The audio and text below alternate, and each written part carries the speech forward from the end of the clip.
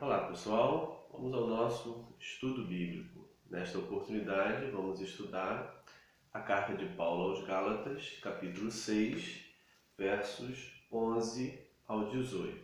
É o último vídeo da carta aos Gálatas, finalizando assim 16 vídeos em que comentamos verso a verso a carta do apóstolo Paulo aos Gálatas.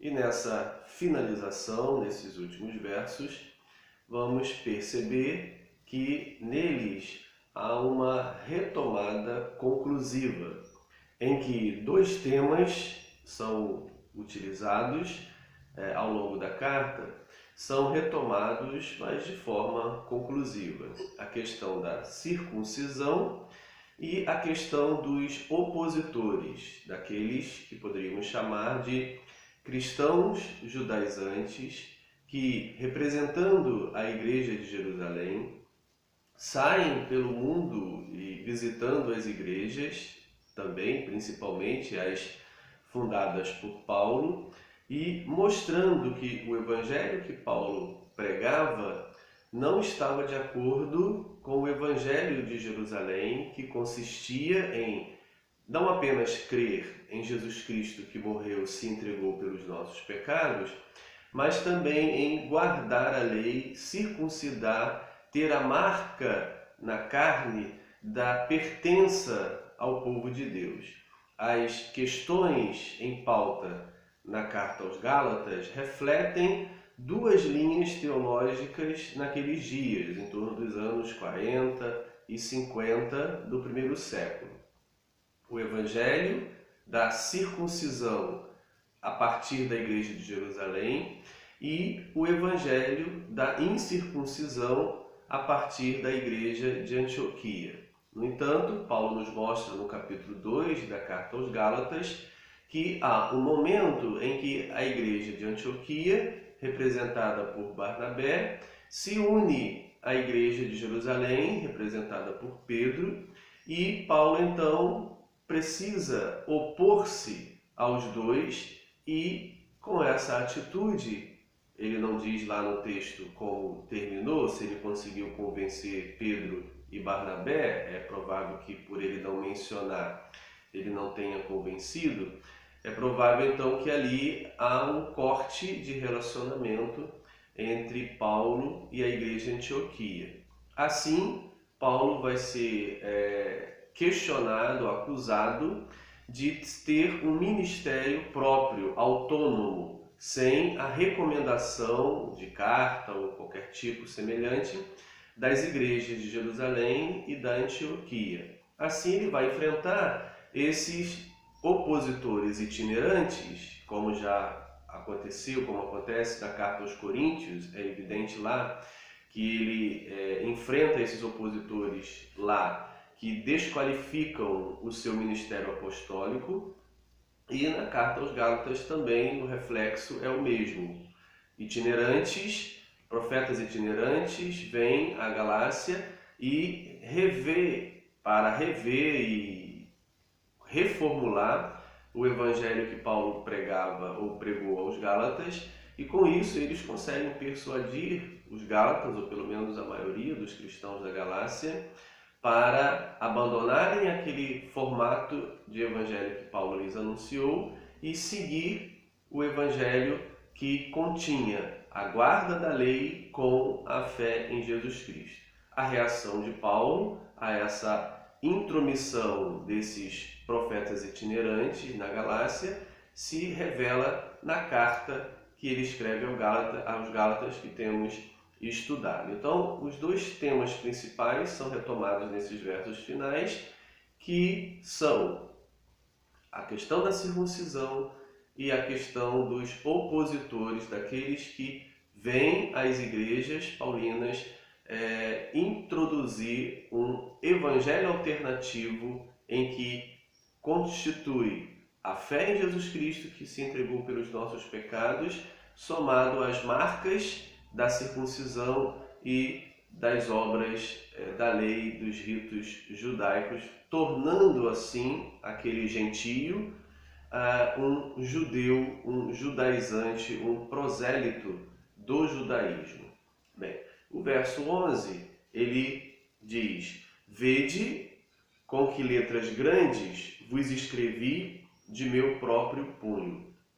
Essas palavras podem ter dois sentidos. Um sentido literal, né, de que ele convida os Gálatas para olharem as letras, né, o texto, o que está escrito, com letras grandes, e verificar que tem ali a sua assinatura, o seu punho. Ele escreve ele mesmo. Então, o que é dito por ele. Está ali a marca do seu texto. Alguns estudiosos divergem se toda a carta foi escrita em letras grandes pelo punho de Paulo ou somente essa parte final como uma assinatura para que os Gálatas reconhecessem que o texto não era apócrifo, não era pseudepígrafo, mas era um texto produzido pelo próprio Paulo. A outra possibilidade interpretativa, que não exclui a primeira, mas soma, acrescenta, enriquece, seria o fato de que Paulo está falando aos Gálatas para eles olharem o texto na sua clareza, ou seja, letras grandes poderia também significar que o texto está claro, que o argumento está claro, ou seja, veja que o que eu escrevi é claro, é fácil de se entender, né? Ou seja, provavelmente ele também esteja se referindo à clareza textual. E escrevendo de próprio punho não significa necessariamente, ou não significaria que ele estivesse sentado e pegando a pena e produzindo. Poderia ser um escrevente, mas ditado por ele, mas no final ele quer dizer que o texto é dele, o raciocínio é dele, as palavras são dele, ele é o autor intelectual da carta, são palavras produzidas por ele. Então, seja o sentido literal de que ele escreve com letras grandes e assina, e foi ele mesmo que escreveu, e o formato da letra revelaria isso, como também o sentido de que o texto está claro, ou seja, as letras grandes significaria a clareza do texto, ou seja, os Gálatas não terão desculpa de não entenderem o evangelho que lhes expus, as razões pelas quais esse evangelho foi exposto e o raciocínio em torno do evangelho, pois o texto está claro. Ou seja, vejam as letras grandes. Também tem o sentido de vejam quão claro está o texto, não deixando nenhuma sombra de dúvida na interpretação.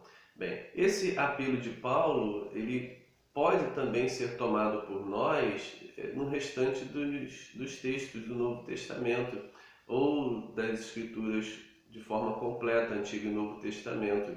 Precisamos olhar as letras grandes, precisamos olhar o que realmente o texto está dizendo, qual é a intenção do texto, o que o autor quer dizer.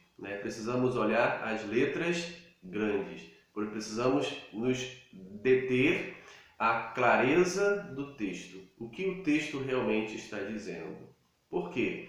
Porque é muito comum na interpretação da Bíblia trazerem interpretações ou ideias externas, trazerem doutrinas pré-estabelecidas. Nós sabemos que ao longo dos 20 séculos da era cristã existe uma história da teologia, existe uma história da teologia sistemática. As doutrinas vão sendo sistematizadas ao longo dos 20 séculos. E, ora, sistematiza uma forma doutrinária, depois vem outro e sistematiza uma outra forma, e aí uma sobrepõe a outra, uma ganha da outra, ou uma vai convivendo com a outra. Então, a gente não pode ignorar que ao longo dos 20 séculos foram sendo construídas sistematizações das doutrinas, nas quais as denominações, as igrejas, tomam um conjunto de doutrinas sistematizadas e a consideram a base da sua fé, da sua crença. Bem, não há nada de errado nisso. No entanto, o que a gente não pode deixar de lado é o texto, é a Bíblia, são as letras grandes, o que está escrito, pois o que está escrito deveria ser considerado por nós maior do que qualquer sistematização doutrinária. Ou seja, quando o texto contradiz a sistematização teológica ou doutrinária, a gente deveria preferir então o texto, porque o texto é a palavra de Deus. A sistematização é a interpretação que se faz da palavra de Deus. O que é maior? A palavra escrita, as letras grandes, ou a interpretação que se faz dessas letras grandes por A, B, C ou D? Ou seja, então, o convite de Paulo a vejam as letras grandes também ecoa para nós hoje, para que a gente atente para o que está escrito. Atente para o texto. O texto é maior do que qualquer interpretação que possa se ter, principalmente quando as interpretações entram em choque com o que está escrito. Que esse convite de Paulo aos Gálatas seja atendido por nós. Vejam as letras grandes, de próprio punho, ou seja, a clareza do texto e a intenção daquele que escreveu, dos autores do Novo Testamento. Verso 12.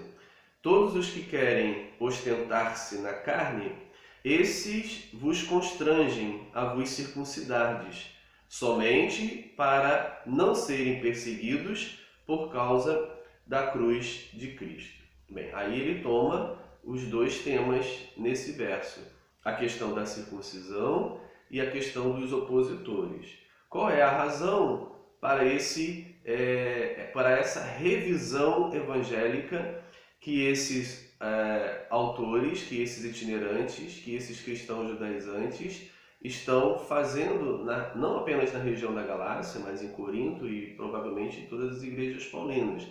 Qual é a razão para essa revisão evangélica doutrinária?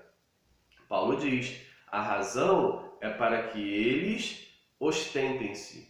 A razão é para que eles batam no peito e dizem, olha, nós temos ali uma igreja, nós temos ali uma influência, ou seja, é para que eles ostentem a sua doutrina, a sua ideologia, a sua crença imposta sobre os outros.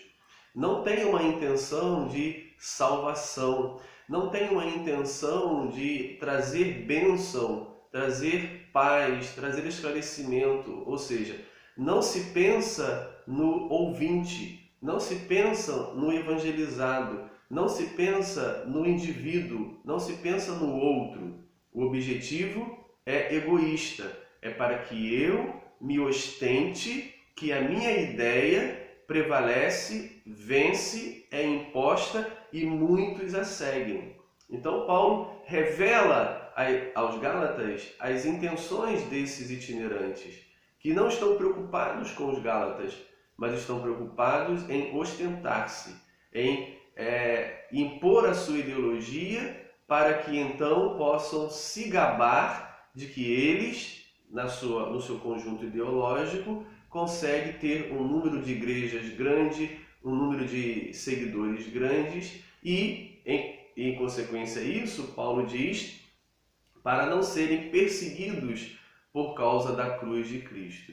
A identificação com a morte de Jesus trazia uma vergonha, trazia um desprezo, revelava a marginalização, revelava que o afastamento do centro, o afastamento daquela conjuntura sociológica normal. Identificar-se com alguém que foi crucificado como um marginal, que foi crucificado como um indigente, como se fosse um escravo sem valor nenhum, traria uma vergonha diante de uma sociedade que busca o status, que busca a posição, que busca ter uma vida aceita e equilibrada, com status elevado naquela sociedade, com honras, ou seja, a identificação com o Cristo que foi crucificado, traria então desprezo, perseguição. E Paulo então mostra para eles que esses itinerantes que revisam a pregação dele, na realidade estão querendo evitar a identificação com Cristo crucificado, dando ênfase na circuncisão, dando ênfase nos ritos judaicos, nas obras da lei judaica, dando ênfase nas honrarias do judaísmo, que Paulo mesmo aos Filipenses disse que considerou tudo isso como esterco, desprezou todas essas honras que ele tinha como alguém valioso e honrado no farisaísmo. Então Paulo mostra que o objetivo desses itinerantes que vão revisar a sua pregação na Galácia tem como objetivo evitar uma perseguição, uma identificação com o pobre, com aquele que foi marginalizado, com aquele que foi considerado escravo, indigente, morto numa cruz, desprezado assim por todos. Verso 13: pois nem mesmo aqueles que se deixam circuncidar guardam a lei. Antes, querem que vos circuncideis para se gloriarem na vossa carne. Mais uma vez, ele retoma o tema do gabar-se, do gloriar-se.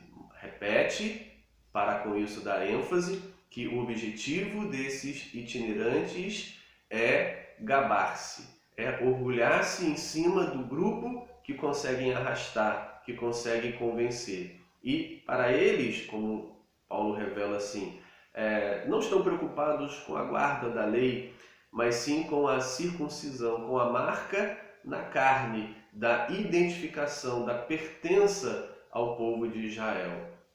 Então a gente percebe que, na realidade, não é uma preocupação com a vida que a lei poderia trazer guardando os mandamentos, mas sim uma identificação com determinado rito para, com isso, estabelecer um padrão, estabelecer uma conjuntura de domínio sobre grupos ou determinados grupos. E ele continua no verso 14. Mas, ao contrário dele, ele diz: mas longe esteja de mim gloriar-me, senão na cruz de nosso Senhor Jesus Cristo, pela qual o mundo está crucificado para mim e eu para o mundo.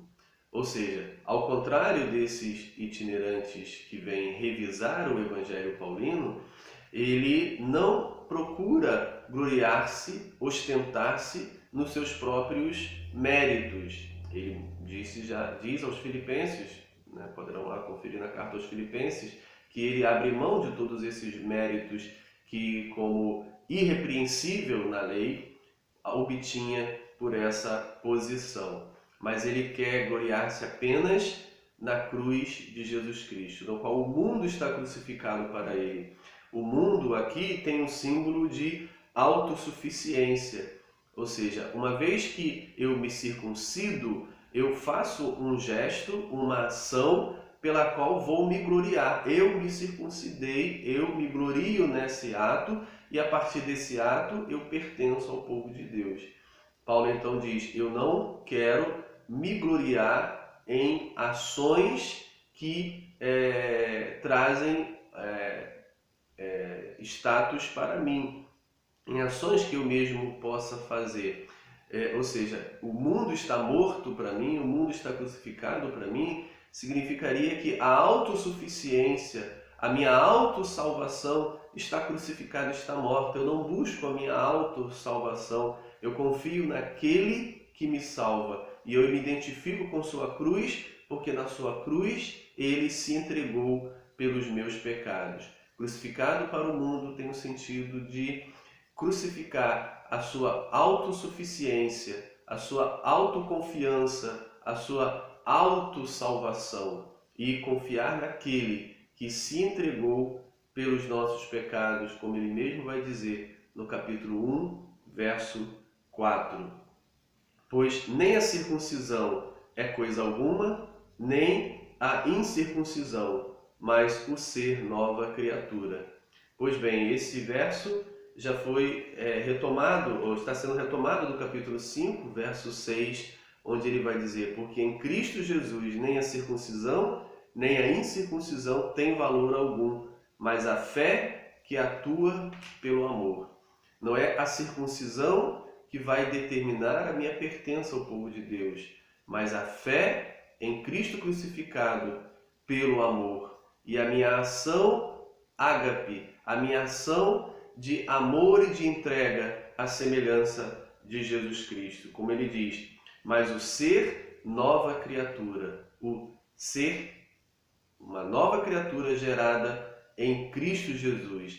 Tanto o circunciso como o incircunciso, todos pecaram, como ele disse em Romanos capítulo 3, verso 23. Todos pecaram, circuncisos e incircuncisos. Todos estão debaixo da condenação. Todos transgrediram e todos dependem da salvação que é oferecida por Jesus Cristo, que se entregou pelos nossos pecados. Ou seja, então, nem o circunciso nem o incircunciso tem algum valor, tem alguma glória, tem alguma salvação por si mesmo. E sim, o tornar-se nova criatura, e sim a fé que atua pelo amor, ou a fé que se mostra pelo amor. Corroborando as palavras de Tiago, a fé e o amor andam paralelamente. Um depende do outro. Não existe fé sem o amor. Não existe o amor sem a fé. Ou seja, segundo Tiago, a fé sem o amor, ou seja, sem as obras, é morta. Apenas um parêntese. É importante observar que quando Paulo fala de obras, ele está falando de obras da lei, referindo-se aos ritos como circuncisão, dieta e etc. Quando Tiago fala de obras, Tiago fala de boas obras. A mesma expressão que está em Mateus também, para que vejam as suas boas obras, Mateus capítulo 5, para que vejam as suas boas obras e glorifiquem a vosso Pai que está no céu. Não podemos confundir no Novo Testamento obras da lei e boas obras. Muitas vezes, por causa da palavra obra, as pessoas consideram todas as menções à palavra obra como iguais. Não. Uma coisa são obras da lei, outra coisa são boas obras. Tiago enfatiza boas obras. Paulo enfatiza obras da lei. Isso é muito importante estar claro nas nossas leituras. Por isso ele diz: estar circuncidado ou não estar circuncidado não é determinante para a salvação, mas sim a fé, como ele diz no capítulo 5, verso 6, que se revela no amor, ou seja, a fé que se revela pelas boas obras, pela forma como eu lido com meu irmão, com o próximo, como ele vai dizer como lei de Cristo máxima, amarás o próximo como a ti mesmo, capítulo 5, verso 14. Verso 16, e a todos quantos andarem de conformidade com esta regra, com este evangelho que prego, paz e misericórdia sejam sobre eles e sobre o Israel de Deus. Ou seja, ele não vai continuar a discussão, ele está finalizando a sua carta. Não sabemos se o argumento dele na carta aos Gálatas surtiu efeito, a gente não tem um segundo texto que nos mostre o resultado dessa carta na Galácia, se os Gálatas se deixaram convencer por Paulo, voltaram então a Paulo, ou se eles negligenciaram a carta e continuaram com os judeus cristãos judaizantes. A gente não tem o resultado dessas palavras de Paulo na vida dos Gálatas. Se funcionou, se não funcionou. Se eles foram persuadidos por Paulo ou se mantiveram persuadidos pelos cristãos judaizantes.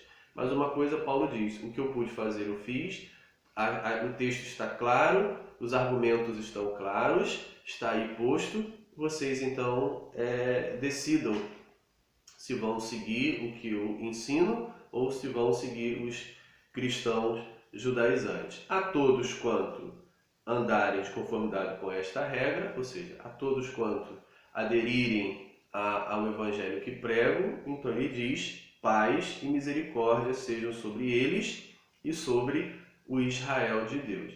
Bem, a expressão Israel de Deus aqui é interessante porque ela mostra uma leitura paulina que tem uma relação com os outros textos de Paulo, de que ele entendia a igreja como o novo Israel, como o verdadeiro Israel, como a continuação do Israel verdadeiro.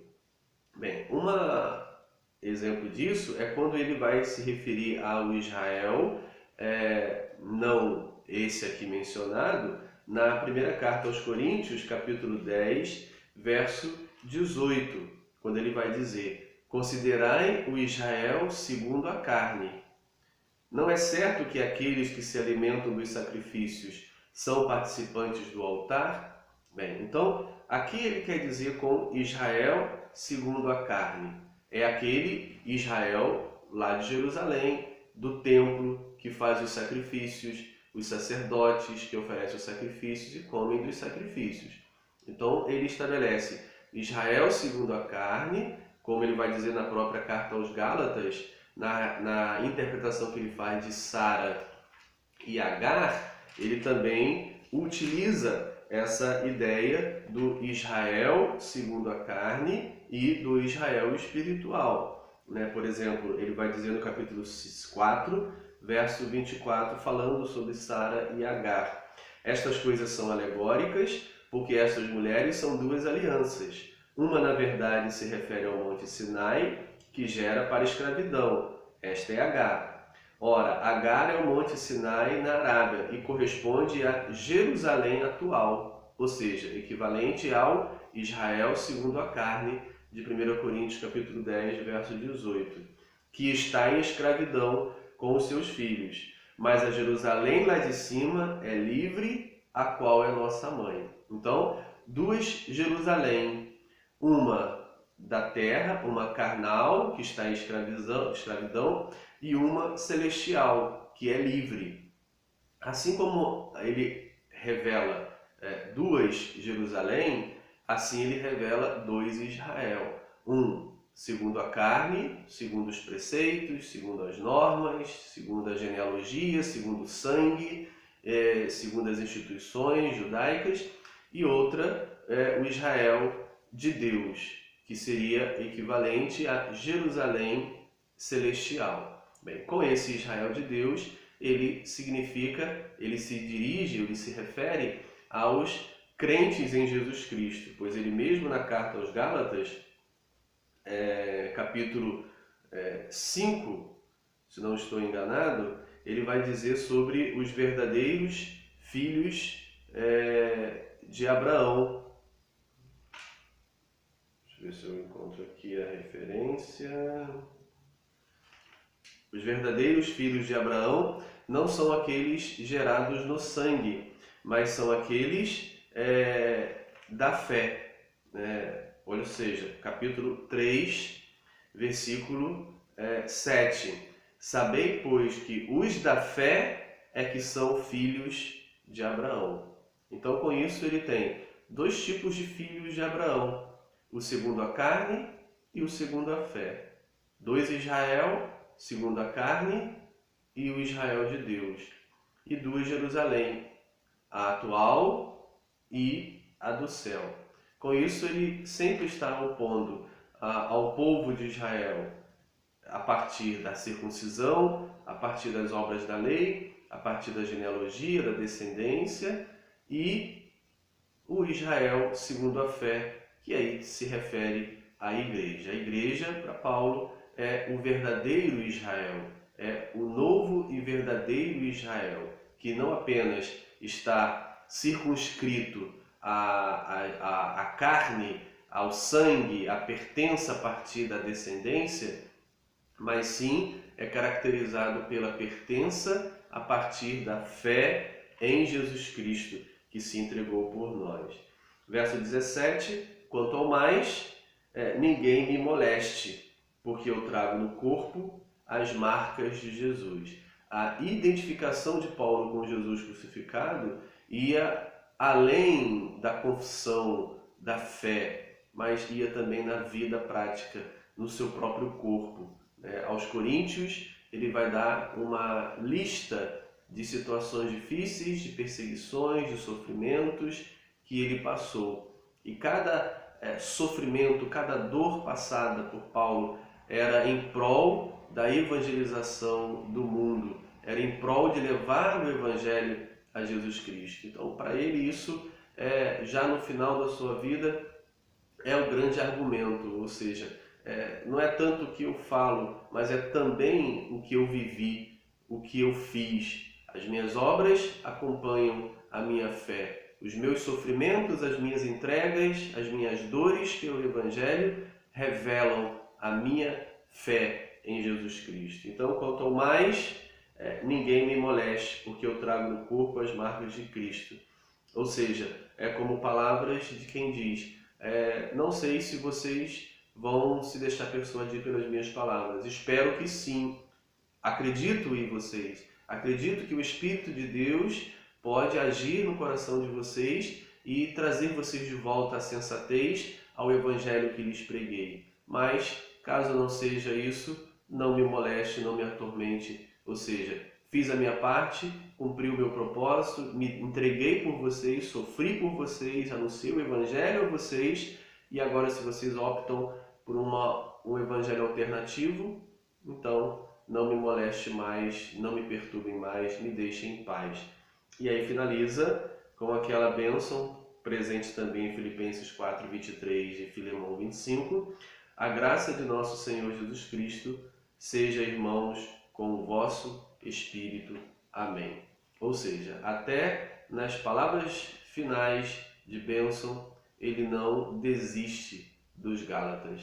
Ele tem esperança, confiança de que as grandes letras, as letras grandes, o texto claríssimo, o argumento claríssimo que ele apresentou aos Gálatas e, claro, pela ação do Espírito Santo na vida deles, eles serão trazidos de volta ao Evangelho verdadeiro. Um abraço.